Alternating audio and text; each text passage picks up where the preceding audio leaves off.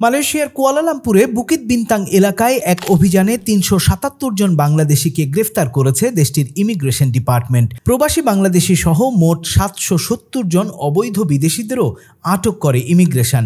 বেরনামা এই খবর দিয়েছে। খবরে আরও বলা হয়েছে, যাদের ধরা হয়েছে তারা সবাই একটি অনলাইন জুয়ার আস্তানায় ছিল। গভীর রাতে যখন অভিযান চালানো হচ্ছিল তখন জুয়া খেলায় মত্ত বিদেশিরা যে যেখান দিয়ে পারে তা দিয়ে পালিয়ে যাবার চেষ্টা করছিল।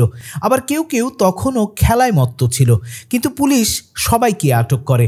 অভিযান চলাকালে মোট ২,৪৪৫ জনের পরিচয় যাচাই করা হয়, যার মধ্যে ১,৬০০ জন ছিল বিদেশি আর ৮৪৫ জন মালয়েশিয়ান। আটক বাংলাদেশি নাগরিকদের বয়স ২১ থেকে ৬৫ বছরের মধ্যে, যাদের অনেকের কাছেই বৈধ কাগজপত্র ছিল না। অভিযানে বাংলাদেশি ছাড়াও মিয়ানমার, নেপালি, ভারতীয় ও ইন্দোনেশিয়ান ছিল। আটককৃতদের প্রাথমিক স্ক্রিনিং শেষে জালিল ও লেঙ্গেং ইমিগ্রেশন ডিপোতে পাঠানো হয়েছে।